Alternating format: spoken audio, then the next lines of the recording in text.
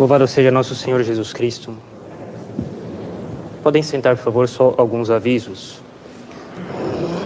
Primeiramente, lembramos que é preciso usar a máscara na capela e usá-la cobrindo boca e nariz o tempo inteiro. Em segundo lugar, lembramos uma vez mais que reconhecemos o Papa Francisco como sucessor de Pedro, como a autoridade suprema na Igreja. Se alguém não faz, encontra-se em erro sério e, por coerência e consequência, não é aqui o seu lugar. Em terceiro lugar, não somos esquerdistas antes de tudo. Somos católicos, apostólicos, romanos em primeiro lugar. Como consequência, nos opomos aos erros. Entre os erros, um dos principais é o socialismo. Há erros mais graves. Há o liberalismo, que é o pai do esquerdismo. Há a gnose, essa heresia que passa os séculos e que afirma a divinização do homem. Também não somos direitistas nem conservadores. Tampouco colocamos nossas esperanças na política, e ainda menos na política moderna. Somos católicos e, como reconhecemos a lei natural e a lei revelada por nosso Senhor Jesus Cristo, buscamos o reinado social de nosso Senhor Jesus Cristo na sociedade. E finalmente lembramos ainda a modéstia nos trajes quanto à pureza, mas também quanto à formalidade. Evitem-se roupas demasiado relaxadas na igreja, evitem-se as roupas com escritos, com desenhos, com personagens, com marcas muito à mostra. É preciso usar uma roupa correspondente à dignidade da casa de Deus. Lembramos também que os adereços e o cuidado maior com o cabelo são coisas próprias de mulheres. Em nome do Pai, do Filho e do Espírito Santo. Amém. Ave Maria, cheia de graça, o Senhor é convosco. Bendita sois vós entre as mulheres, e bendito é o fruto do vosso ventre, Jesus.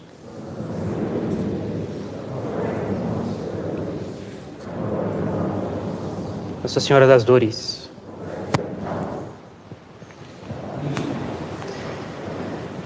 Se fostes ver no deserto um caniço agitado pelo vento, caríssimos, em tudo o que nós fazemos, nós sempre devemos nos basear em razões. Fazer as coisas baseado em razões. Aristóteles, já na Ética dele, essa obra fantástica, logo no começo, explica que uma ação virtuosa é uma ação, dentre outras características, uma ação baseada em razões. Um homem virtuoso é uma pessoa que age sempre baseado em razões. Aquele ato que ele faz não é bom porque ele aparenta ser proporcional, porque ele aparenta ser decoroso. Ele é bom porque ele é baseado em razões. E sempre é importante insistir, o sacerdote, o padre, o bispo, em primeiro lugar, os padres junto com eles, são os homens da causa final. Os homens cujo estado de vida consiste em relembrar sempre as pessoas por que elas existem. Qual é a razão última, a causa final da existência delas. E por isso é sempre importante, faz parte do nosso dever de Estado,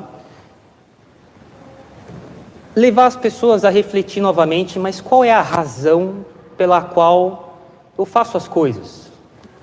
E particularmente, falo primeiro, lógico, para aqueles fiéis que nos foram confiados pela providência, mas isso vale para qualquer pessoa, em qualquer lugar, né? Mas para nós aqui, por exemplo, né, qual é a razão última, finalmente, por que eu frequento a capela? Em outras questões também, por que eu me casei? Qual é a razão última pela qual eu me casei? Que eu escolhi ter uma vida de família. E qual é a razão última pela qual eu escolhi entrar no sacerdócio?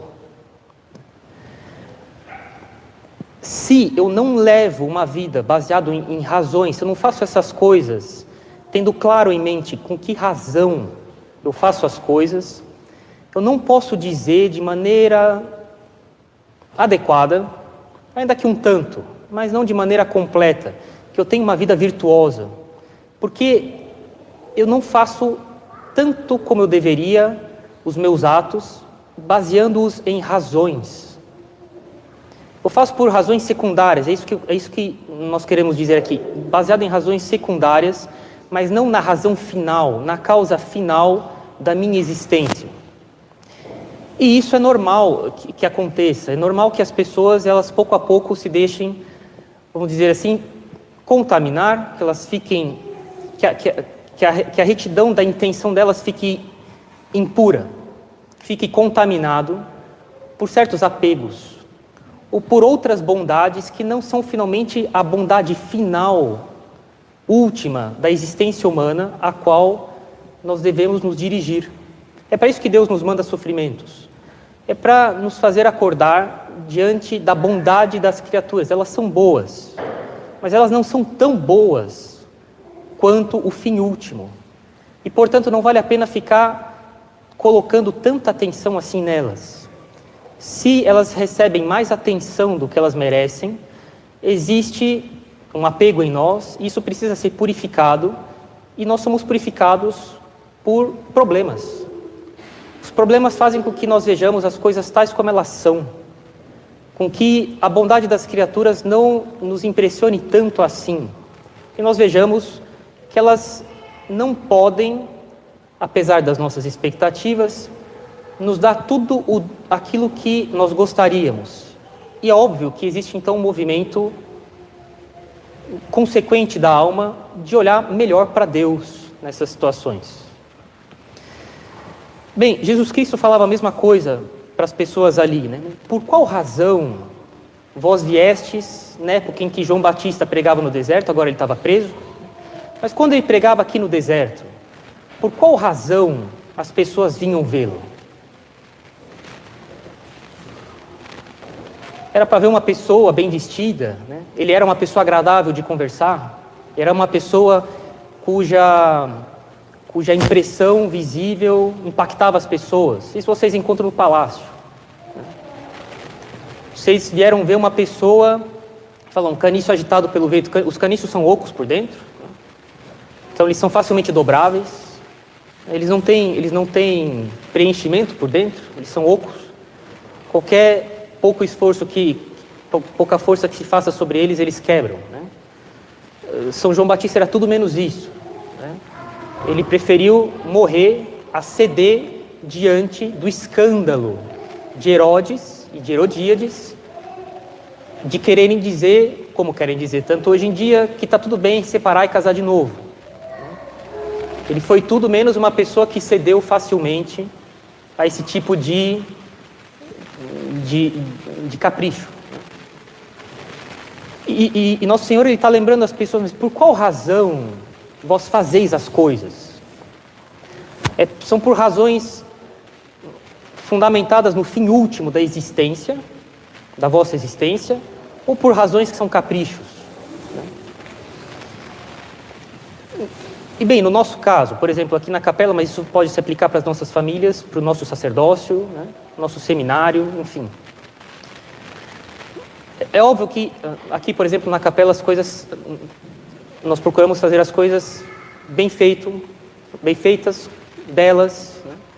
Zelar desde a organização e a limpeza da capela até a beleza artística da capela, a qualidade das formações, a qualidade do cuidado, né? Nas confissões, nas direções, nas orientações, no exemplo, enfim, com todas as limitações que a miséria humana pode dar, né? Mas isso tudo não deve ser a razão a razão última, pela qual nós frequentamos a capela. Ou então, projetos de vida, metas para os meus filhos, certos projetos que eu gostaria de concretizar na minha vida familiar. Isso tudo é justo, mas isso não é o fim último pelo qual a gente escolhe casar. Qual é a razão, finalmente, a beleza da capela, a qualidade das formações, os meios e os recursos que eu quero dar para os meus filhos, as condições materiais para minha esposa, para o meu marido, o que seja, isso tudo se baseia em razões, devem ser baseadas em razões, ou em uma razão que finalmente é a razão última, pela qual nós fundamentamos a nossa existência humana, ou melhor, pela qual ela é fundamentada, que é a salvação da nossa alma, que é conhecer a Deus e fazer a vontade dEle. Essa é a razão última da existência humana, né? Conhecer a Deus e fazer a vontade dEle. E essa é a razão última da beleza com que a gente procura fazer as coisas em casa ou aqui na capela, o fundamento pelo qual nós refletimos para fazer bem as coisas, para dar boas condições materiais para as pessoas, para que elas tenham meios para conseguir o fim último delas. Finalmente, o que queremos dizer é que não devemos colocar razões secundárias, que também são importantes, mas como a causa principal que nos move a fazer as coisas, a nos casar, a levar nossa vida em família, nosso sacerdócio, nosso seminário, a vinda na capela ou na minha paróquia e no meu trabalho, o que seja. As coisas que são bem feitas, elas são bem feitas baseadas em outra razão, que é a razão última delas. E essa razão é conhecer a Deus e fazer a vontade dEle. Essa é a razão última pela qual nós fazemos tudo. E, mais uma vez, nós insistimos, né, que isso tudo depende, sob a condição de alcançarmos uma vida interior. E é aqui que entra essa citação de Jesus Cristo a respeito do caniço. Acabamos de falar que o caniço é oco por dentro, e por isso ele é facilmente dobrável. Um pouco de força sobre ele, e ele quebra. E, como eu disse, era tudo que São João Batista não era. Ele era alguém que definitivamente, na vida interior dele, era tudo menos oco, tudo menos superficial. A vida dele tinha tudo de bom e nada de pífio. E nós sabemos que ele estava na prisão aqui, e ele não duvidava da messianidade de Jesus Cristo. Ele teve uma revelação divina na frente de todo mundo. Ele indicou com o dedo para os primeiros 2 apóstolos, foi Santo André e São João, que eram discípulos de São João Batista. Ele falou: esse é o Cordeiro de Deus. E eles foram. Ele tinha certeza absoluta. O que acontece é que o resto que tinha ficado com ele não tinha. Eles tinham apego a São João Batista. E não entenderam que a formação que São João Batista dava para eles era com a intenção de formar uma vida interior neles, e não de ficar apegados a ele, São João Batista. Mas isso é comum que a maioria das pessoas não compreendam bem essas coisas. Elas acabam ficando apegadas a motivos secundários.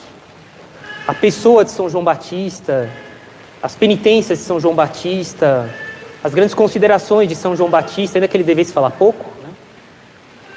E realmente a vida interior que São João Batista queria dar para eles, em vista de prepará-los melhor para seguirem o Messias, isso eles certamente não entenderam, né? São João Batista, no fim, assim, mas para morrer, ele dá ele faz um último esforço, um último fôlego de tentar retificar aqueles que descem para ser retificados dos seus discípulos, né? Ide até Jesus Cristo e perguntai se ele é o Messias. São João Batista sabia disso, ele era o Messias, mas ele queria que os discípulos dele, de São João Batista, ouvissem isso da boca de Jesus Cristo. Jesus Cristo vai responder: mas veja o que Isaías fala a respeito do Messias, é tudo o que eu faço. E não é o que eu faço por iniciativa pessoal no nível meramente humano. Eu ressuscito os mortos. O filho da viúva de Naim tinha acabado de ser ressuscitado. Todo mundo já sabia disso, óbvio. Essas coisas correm, né? Ele curava os cegos, fazia os paralíticos andarem. Tudo que Isaías tinha prometido que o Messias ia fazer, ele fazia. Então os discípulos de São João Batista precisavam parar e refletir um pouco. Pois bem, a frequência, a capela, a vida que nós levamos em família, meu sacerdócio, meu seminário, meu trabalho, né, devem ser, finalmente, a ocasião em que nós cultivamos a nossa vida interior. Eu vou dar um exemplo, que já dei algumas outras vezes, acho que alguns é possível nunca tenham ouvido. e que eu acho que faz dias que eu penso nisso, mas aliás, vários meses, aliás, a respeito da vida de Abraão, que é uma coisa absolutamente extraordinária. Mas eu vou me limitar aqui a um fato da vida de Abraão, que é o mais significativo. Ele tem um filho, Isaac, é filho dele mesmo, da esposa dele mesmo, né? Não é da escrava. Filho de Sara mesmo. E o menino já está grande, e Deus fala para Abraão matar o filho dele. E Abraão está disposto a fazê-lo. Só para refletir um pouco mais na história, para a gente poder se dar conta do como esse fato é bastante peculiar, né? Se um dirigido meu chegasse dizendo assim: padre, Deus falou comigo, pedindo para eu matar o meu filho, e eu vou fazer. Vocês já imaginam a resposta que eu daria para esse dirigido, né? Mas pode parar com isso agora. Filho do demônio, né? Para procurar um psiquiatra, né? Mas tudo menos levar a sério esse tipo de proposta, né? Abraão leva. Isso já faz a gente se dar conta um pouco de como essa história de Abraão é bastante peculiar. Segunda coisa, Abraão, o pior de tudo é que Moisés, ao escrever o Gênesis, fez questão de escrever isso, né? Para dizer bem para as pessoas que, longe dele achar essa história um absurdo, ela era digna de ser meditada pelas gerações até o fim do mundo. Uma história que, se acontecesse hoje em dia, ia parar nesses seriados de tarde na televisão, policial, que só mostra crime, né? Pai tenta matar o seu filho alegando que foi revelação divina. Ia parar na televisão isso daí. Ia ser no jornal. Tamanha a enormidade do que Abraão estava fazendo. Acho que isso serve para contextualizar um pouco e refletir um pouco a história em que nós colocamos os pés. Bem, Abraão pega o filho dele, quer dizer que ele tinha alguma coisa, tinha tido nessa revelação que o assegurava que vinha de Deus, apesar da coisa humanamente absurda que estava sendo pedida. E Abraão pega o menino carrega a lenha nas costas, né? E os escravos de Abraão, né, os que ajudavam na família, os acompanham até o pé do monte. E Abraão vira e fala assim para os escravos: aguardem aqui, eu e o menino subiremos, ofereceremos um sacrifício para Yahvé e nós voltaremos. Mas ele sabia que ele ia matar o filho dele. Mas como é que ele diz para os escravos dele que os dois iam voltar? Depois, é inútil pretender que no momento de fraqueza ele não quis admitir para os escravos que ele ia matar o menino, então ele mente. Não tem sentido isso. Eles iam ver que ele voltou sem o menino.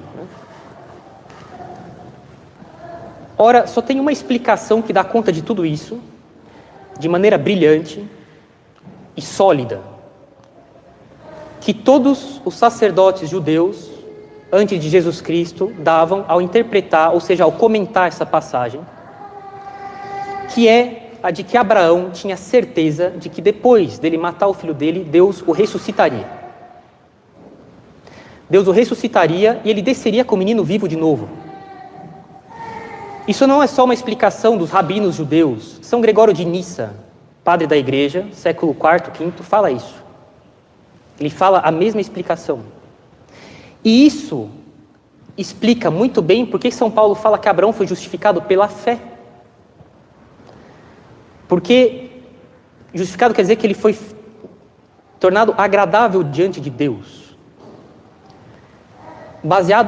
E qual foi a razão de Deus ficar agradado com Abraão? Foi porque Abraão fez um ato baseado em uma verdade de fé. E que ato foi esse? Foi esse de estar disposto a sacrificar o filho dele, mas ele tinha essa disposição baseada em uma razão. Uma razão não natural, mas uma verdade sobrenatural revelada por Deus, de que ele ressuscitaria os mortos. Abraão ainda tinha um conhecimento imperfeito dessa verdade, acreditava que isso ia acontecer ali. A gente sabe que isso só vai acontecer no fim do mundo, antes do juízo final.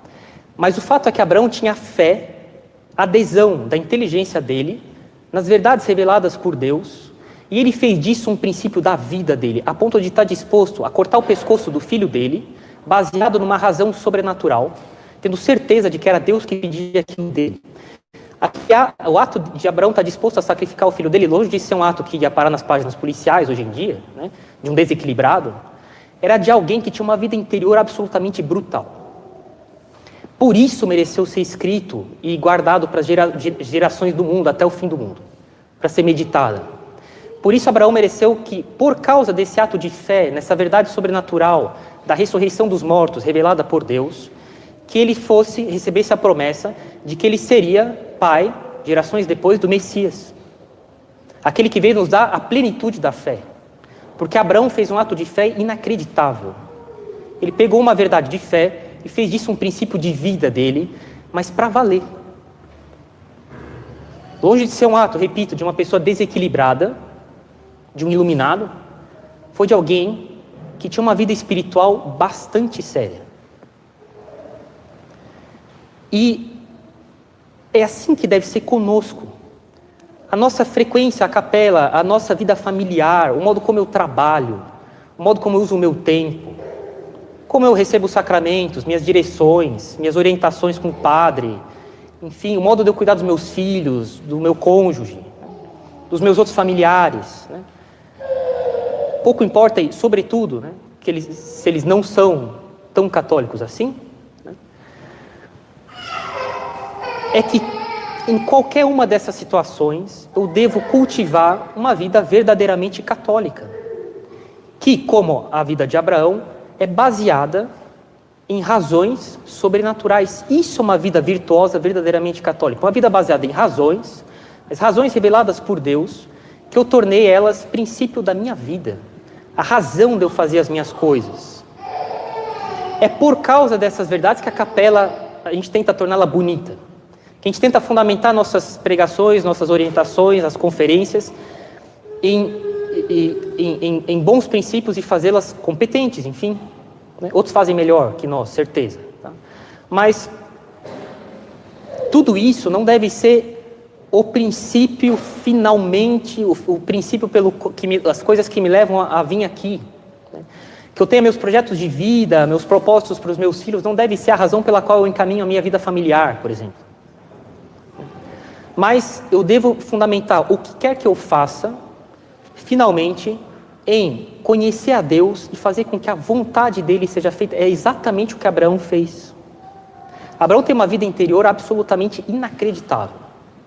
Isso mereceria um livro, né? Mostrando claramente em cada coisa que ele faz. Ele errou também, mas ele aprendeu. Né?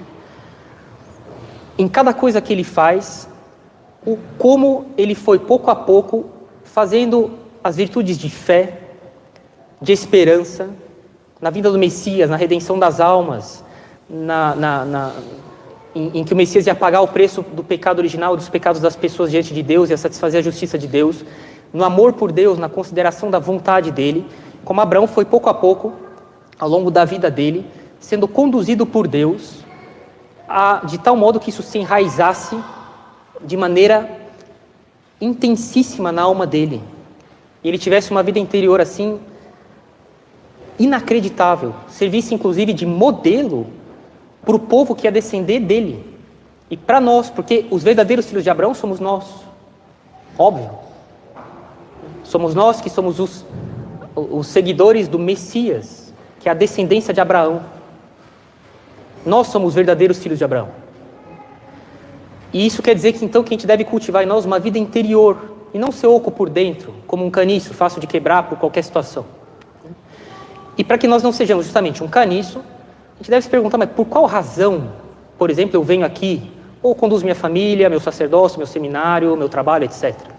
E retificando nossas intenções, a gente deve cultivar uma vida interior mais séria, mais profunda, para conhecer a Deus e fazer a vontade dele em nós, sem apegos a caprichos, purificando nossos apegos, as bondades relativas às criaturas, mas que finalmente não são a razão da nossa existência. A razão da nossa existência é Deus. E assim, levar uma vida digna, ser chamado uma vida humana, de filhos de Deus, e a gente possa então cumprir o papel pelo qual a gente existe, que é de conhecer a Deus e fazer a vontade dele. Em nome do Pai, do Filho e do Espírito Santo. Amém.